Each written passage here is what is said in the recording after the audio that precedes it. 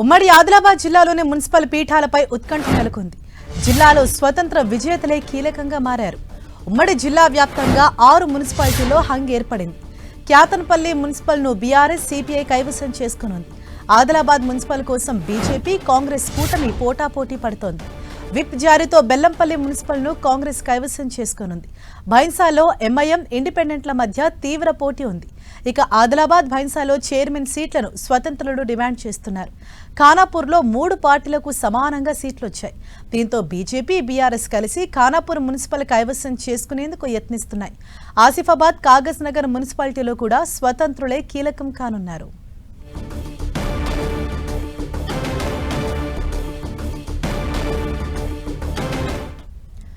ఇదే విషయంపై మరింత సమాచారం మా ప్రతినిధి ప్రేమ్ సాగర్ మనకు అందిస్తారు. ప్రేమ్ సాగర్, ప్రెజెంట్ ఉమ్మడి ఆదిలాబాద్ జిల్లాలో మున్సిపల్ పీఠానికి సంబంధించి అంటే ఎటువంటి పోటీ కనిపిస్తోంది? ఇక్కడ స్వతంత్రులు కీలకమైనట్లుగా మనకు కనిపిస్తోంది. మరి ఎలాంటి వ్యూహాలతో ముందుకెళ్తున్నాయి పార్టీలు?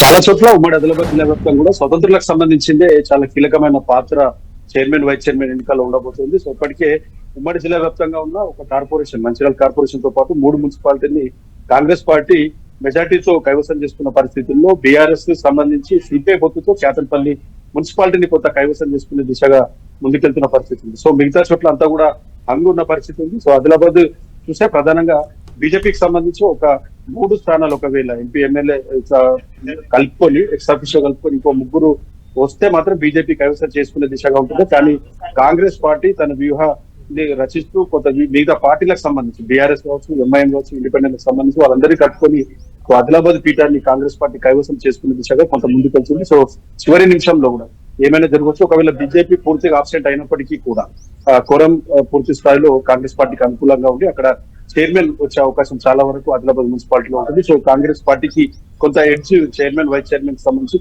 కనిపిస్తుంది.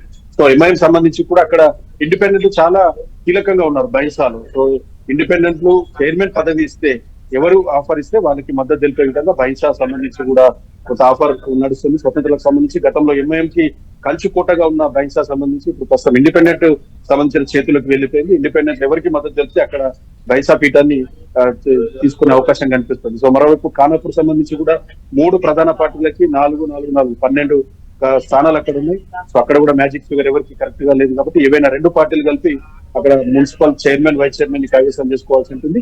సో బీజేపీ బీఆర్ఎస్ 2 కలిపి కొంత చైర్మన్ సంబంధించి 2.5 సంవత్సరాలు బీఆర్ఎస్, మళ్ళీ 2.5 సంవత్సరాలు బీజేపీ ఈ విధంగా షేర్ ద్వారా కొంత చైర్మన్ వైస్ చైర్మన్ ని కైవసం చేసుకునే దిశగా వాళ్ళు ప్రయత్నాలు వ్యూహరచన చేసుకునే సిచ్యువేషన్ మనకు కనిపిస్తుంది. సో నిన్నటి వరకు కూడా బెల్లంపల్లికి సంబంధించి కొంత ఉత్కంఠ వాతావరణం ఉండేది.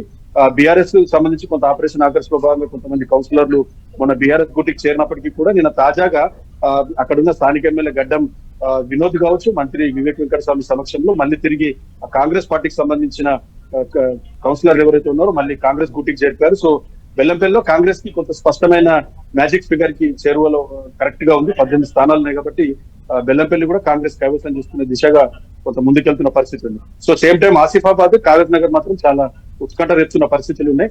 ప్రస్తుతానికి అక్కడ కూడా ఇండిపెండెంట్ లకు సంబంధించిన హవానే ఉంది. సో ఆసిఫాబాద్ లో మాత్రం ఇండిపెండెంట్ ప్రస్తుతం కాంగ్రెస్ క్యాంప్ లో ఉన్నారు.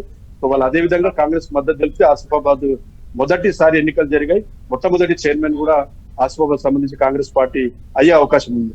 ఇక్కడ కాగజ్ నగర్ సంబంధించి ఎంఐఎం ఒక కౌన్సిలర్ అక్కడ నుంచి మిస్ అయిందని చెప్తున్నారు. 2 రోజుల నుంచి ఆమె కనిపించట్లేదు. ఎంఐఎం సంబంధించిన ఎమ్మెల్యే రంగంలోకి దిగారు. సో అక్కడ కూడా కొంత ఉత్కంఠ ఉంది. స్వతంత్రులతో పాటు ఎంఐఎం మిగతా పార్టీకి సంబంధించిన ఏవైతే వీళ్ళు కార్పొరేట్ కౌన్సిలర్ ఉన్నారో వాళ్ళు సపోర్ట్ చేసిన క్యాండిడేట్ పూర్తిగా వేసుకునే అవసరం ఉంది. అది కూడా బీఆర్ఎస్ కి కొంత ఎడ్జ్ గా కాగజ్ నగర్ కనిపిస్తున్న పరిస్థితులు ఉంది. సో మరి కాసేపట్లోనే దీనికి సంబంధించి మొదట ప్రమాణ స్వీకారం ఉంటుంది.